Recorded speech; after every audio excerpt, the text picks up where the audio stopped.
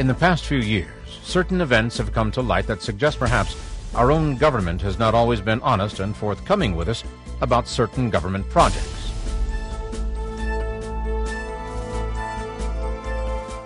Some have gone so far as to suggest that many of these strange events are part of a planned and ongoing conspiracy.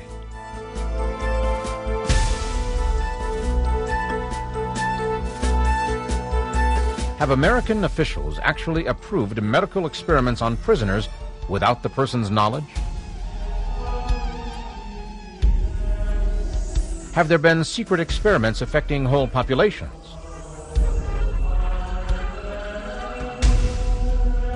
Did the Navy actually attempt to make a World War II ship invisible? Is it possible that the experiment actually worked, but that the ship suddenly reappeared moments later in another naval yard hundreds of miles away? And not only hundreds of miles away, but years into the future. If there were such an experiment, did the crew know about it, or were they used as unwitting guinea pigs?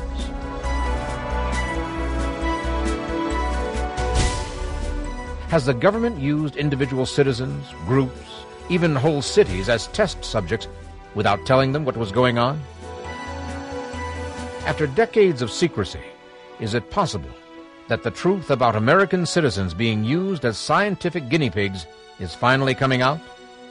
We'll try to navigate these murky waters in just a moment.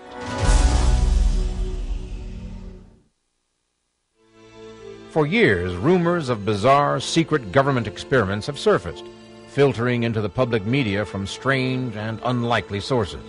For example, Nazi doctors on trial in Nuremberg following World War II sought to justify their actions by pointing to an experiment conducted in Chicago prisons in which 400 prisoners were infected with malaria in order to study the effects of new and experimental drugs.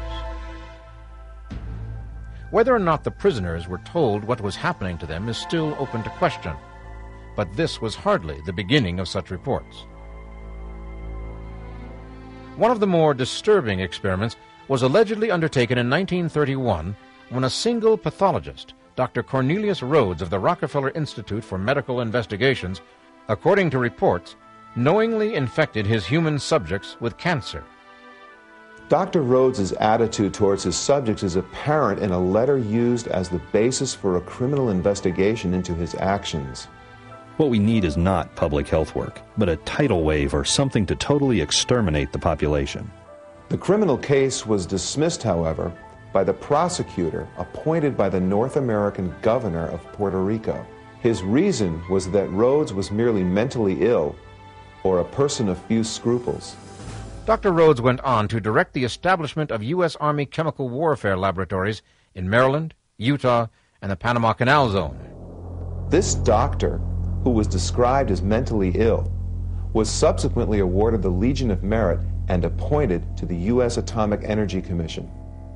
Atomic energy, of course, gave the entire world something new and terribly frightening to think about, and the people at the Hanford Nuclear Reservation, a 560-square-mile manufacturing plant in southeastern Washington, apparently thought their friends and neighbors in the great Northwest wouldn't mind being used as subjects.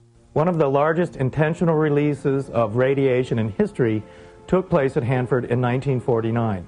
Known as the Green Run, it was purposely kept from the public for nearly 40 years. Later, documents released by the Department of Energy showed that Hanford had secretly released 8,000 curies of radioactive iodine. Allegedly, the radiation was released to monitor the radioactive plume stretching across Oregon and Washington. This was done in order to evaluate equipment used for detecting Soviet plutonium plants. No one living downwind from Hanford was ever warned or evacuated, and the Green Run was only one release. To give you some idea of what was going on at Hanford, the 3 Mile Island accident vented between 15 and 24 curies of radioactive iodine. Between 1944 and 1947, Hanford emitted an estimated 685,000 curies of radiation into the environment. That is a staggering amount. To bring the point a little closer to home, there have been reports recently of contrails, trails of gaseous substances left in the wake of jet planes flying high above certain areas of the country. A mysterious sickness seems to be centered around these contrails left by KC-135s and KC-10 aerial tankers that were supposedly seeding clouds. Officially, the Air Force denies it is involved in anything associated with these sightings, but in a recent article, Tommy Farmer, former engineering technician with Raytheon Missile Systems, says he has collected samples of what he calls angel hair, sprayed by the mystery aircraft on 6 occasions since February of 1998. No one knows where the planes are coming from or where they land when they're finished. However, some reports indicate that the phenomenon is weather modification related, and the Air Force has said the military can find ways to own the weather by the year 2025. So what it comes down to is all of this is supposed to be for our own good, or for the sake of national security, whether we like it or not. But if that's the case, why aren't we being told about it?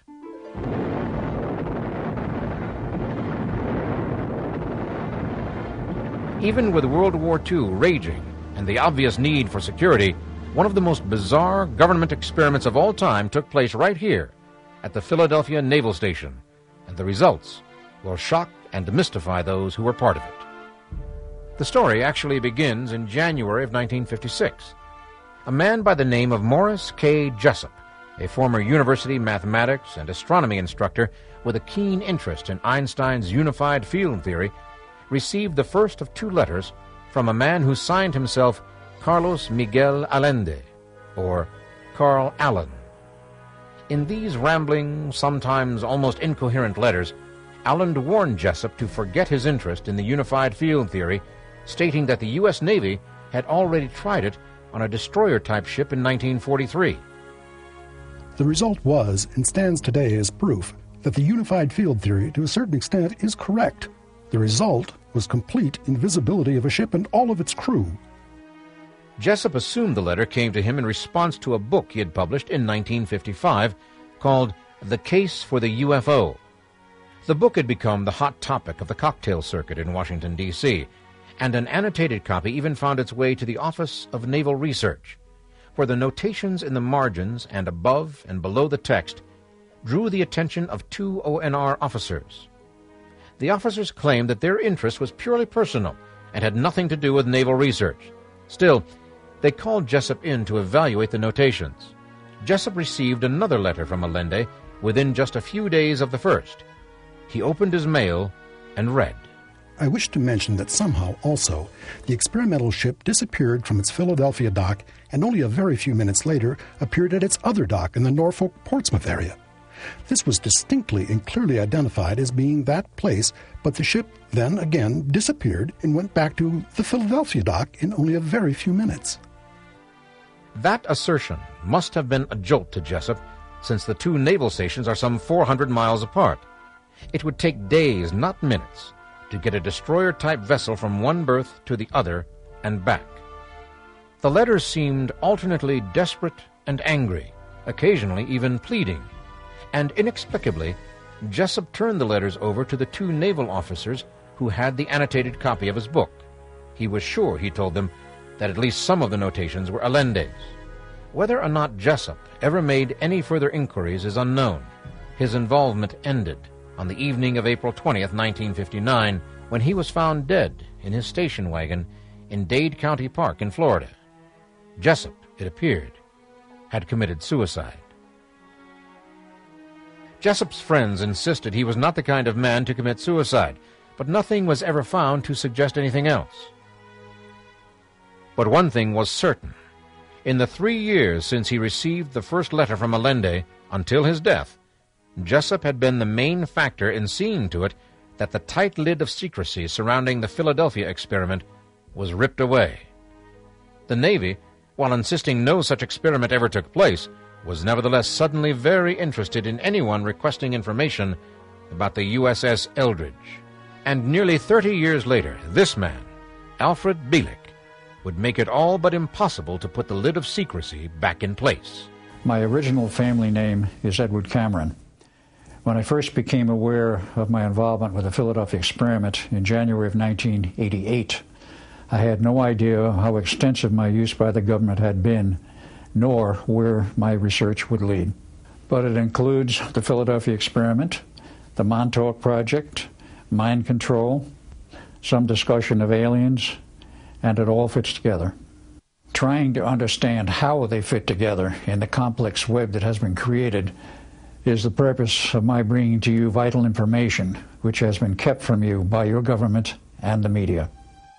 What was the Philadelphia experiment exactly? And why would the U.S. Navy have been spearheading the research in the first place? At the time that the Philadelphia experiment was supposed to have taken place, German U-boats were destroying nearly half of the shipping that was going across the Atlantic. Both the British Admiralty and the U.S. Navy were desperate in finding a way of combating this lethal threat. If scientists of the caliber of Albert Einstein and Nikola Tesla had even remotely suggested the possibility of turning a large naval ship invisible, even if it was only invisible to enemy radar, the admirals would have certainly have decided to explore that option. The stated purpose of the experiment was to prove whether or not you could make a ship invisible to radar. The original purpose was optical invisibility. Two scientists came forth with unproven theories which became part of this experiment. By 1943 in the United States, Einstein's concept of the ideas of the interaction of electricity, gravity, and magnetism seemed suited to the idea of electronic camouflage. But implementation of the theory would require the use of some of the concepts of another great scientist, Nikola Tesla. Tesla was the project originator and its first director. Einstein and others, including Dr. John von Neumann, worked together to perfect the theory. All of these men worked together very closely on this project, and I was privileged to work with them in my original Edward Cameron timeline. The stage was now set for a journey into unexplored realms of science. But did the Navy, or even the scientists, know it would also be a journey into the future? Did any of them really believe it was possible for a massive warship to just suddenly become invisible? And who exactly is Ed Cameron? And what does his so-called timeline have to do with anything? Believe me, making the ship invisible is the easiest thing to believe. We'll be back in a moment with the really exciting part of the story.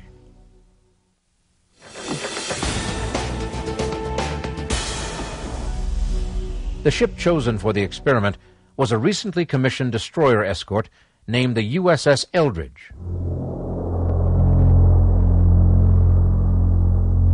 So far as can be determined, none of the 180-plus men aboard the ship were told what the test was all about. All they knew was that they were going to make us invisible. But was this something the government would take seriously, even if scientists proposed it? In the late 1970s, Dr. James Coram recruited a group of scientists, just for fun, to see if there was any scientific basis for the events that were supposed to have taken place during the Philadelphia experiment. To their astonishment, there was. In a laboratory, they were able to replicate radar invisibility using what is known as Tesla's egg of Columbus. So, it is entirely plausible that in 1943, they had the sufficient knowledge to conduct the Philadelphia experiment. In fact, from what was known of the technology, it would have been derelict behavior of the Defense Science Research Board not to have conducted such experiments. The device invented by Tesla for producing high voltages with low current is today used in one form or another in most radio and TV sets. It permits weak circuits to sustain currents of almost any magnitude. His theories were perfect for the task at hand, but Tesla became disenchanted with the entire project. He was convinced that his inventions were being appropriated for purposes not beneficial to mankind. The experiment was originally called Project Rainbow after it was classified, and it was executed in two parts. The trial run from the standpoint of invisibility went very well, but the effect on the sailors on deck was horrific.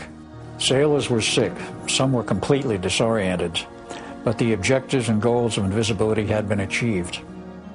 The decision was made to go ahead with the second phase of this test, with a test crew and 2 scientists on board. Those 2 scientists were myself and my brother.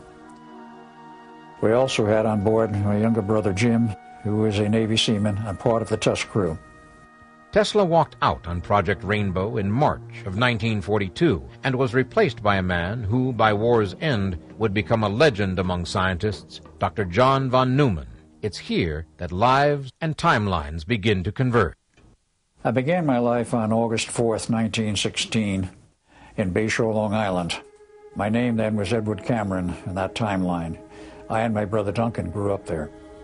I went to Princeton in 1932, where I met Dr. John von Neumann for the first time.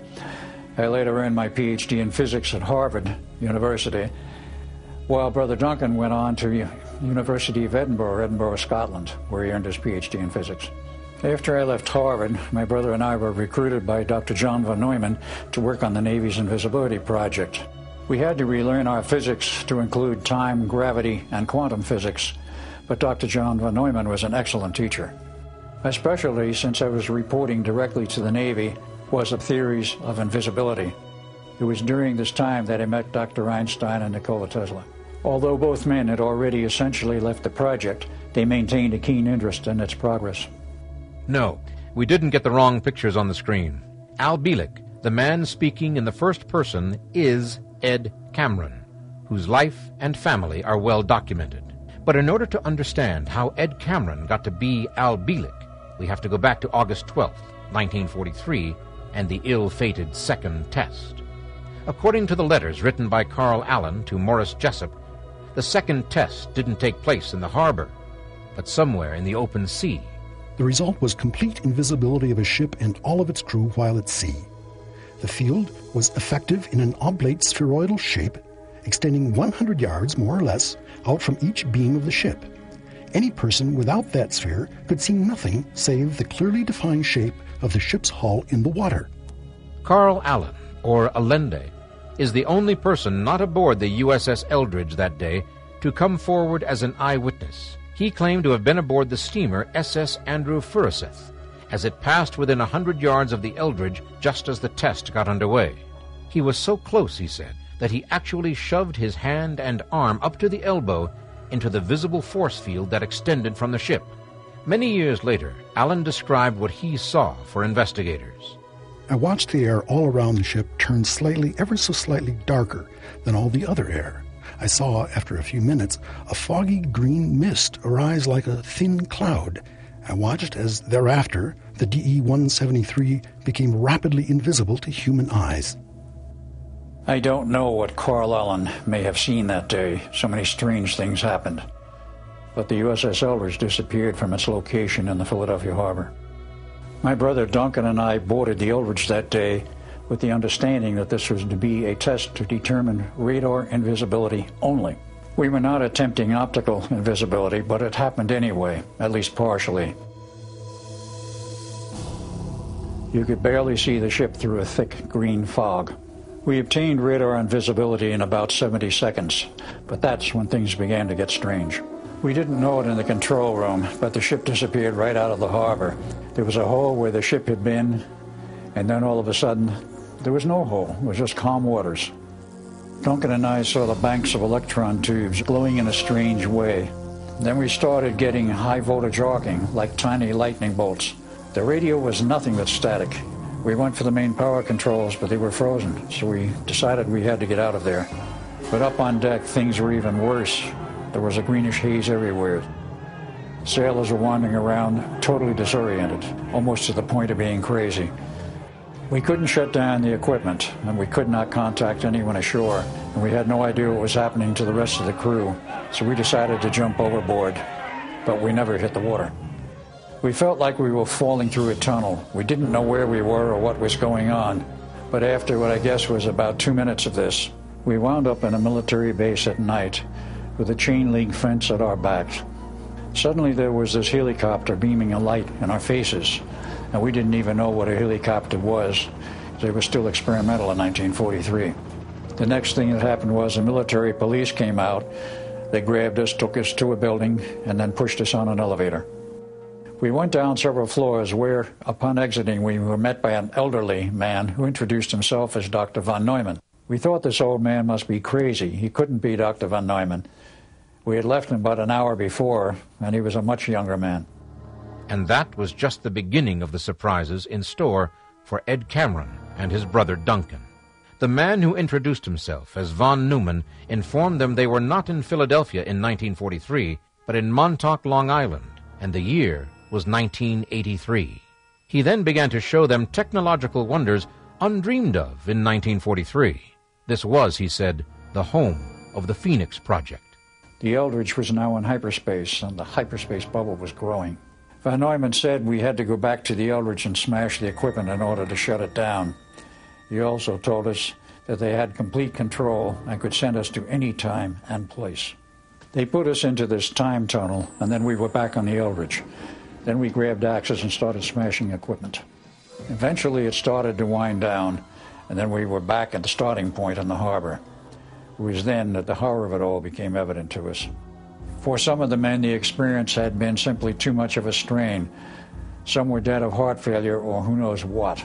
Others were completely disoriented, not knowing where they had been or where they were. But most horrible of all, some of the men, like our younger brother Jimmy, were buried in the steel deck and the bulkheads. As the fields collapsed, the molecular structure of the sailor's body was also shifting. If they were near a bulkhead when it rematerialized, they were stuck in it. Duncan couldn't handle seeing Jim like that. He jumped overboard again and disappeared into the future. I stayed with Jimmy and waited there until the fields collapsed. Is it possible that this rather ordinary-looking U.S. Navy ship could have gone through all of that? Did it go skipping through hyperspace like a flat rock on a pond, bouncing into the future and back again? For all intents and purposes, there are only two witnesses, Carl Allen, or Carlos Allende, whose letters to astronomer and UFO author Morris K. Jessup started the whole investigation, and Al Bielek, known as Ed Cameron during the time of the Philadelphia experiment. And candidly, his fantastic tale of timelines and hyperspace leave many people scratching their head. Is there anything else? Any hint of outside corroboration for these stories? Allen did refer to a newspaper article in a Philadelphia newspaper that describes an uproar in a dockside bar, but this story was about a different kind of uproar. According to the report, 3 sailors suddenly appeared in the bar as if coming out of a back room. The problem is, there was no back room in the bar. Even more startling, they left the same way they came in, through the back wall. Both Albert Einstein and Nikola Tesla had given up their experiments with the unified field theory years before the actual experiment. And in spite of the Navy's statements to the contrary, a number of investigators are convinced the government did, in fact, test not only optical invisibility, but a time machine that day.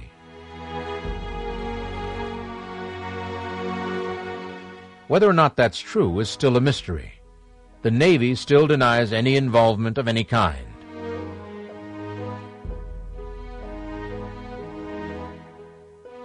The government generally ignores any questions that are asked by anyone. But it is interesting to note that the base at Montauk has suddenly acquired new doors and new locks.